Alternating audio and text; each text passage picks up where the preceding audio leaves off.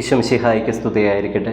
സ്നേഹം നിറഞ്ഞവരെ, ഇന്ന് കുർബാന മധ്യേ നമ്മൾ വായിക്കുന്ന തിരുവചന ഭാഗം വിശുദ്ധ ലൂക്കായുടെ സുവിശേഷം 8-ാം അധ്യായം 1 മുതൽ 3 ഉൾപ്പെടെയുള്ള തിരുവചനങ്ങളാണ്.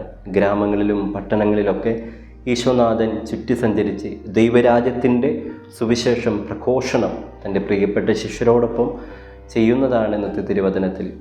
സ്നേഹം നിറഞ്ഞവരെ, ഈശോയോടൊപ്പം ശിഷ്യന്മാർ മാത്രമായിരുന്നില്ല, ഏതാനും ചില സ്ത്രീകളും കർത്താവിൻ്റെ കൂടെ ഈ വചന പ്രഘോഷണത്തിനായിട്ടുണ്ടായിരുന്നു. മനസ്സിലാക്കണം, ഈ സുവിശേഷ പ്രഘോഷണം എന്ന് പറയുന്നത് ഏതാനും ചില വ്യക്തികൾക്ക് മാത്രമുള്ള ഒരു ദൗത്യമല്ല.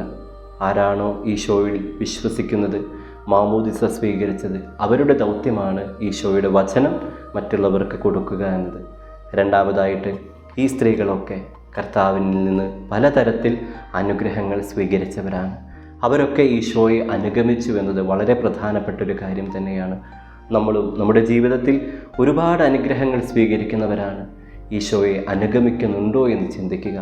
ദൈവം സഹായിക്കട്ടെ. ആമേൻ.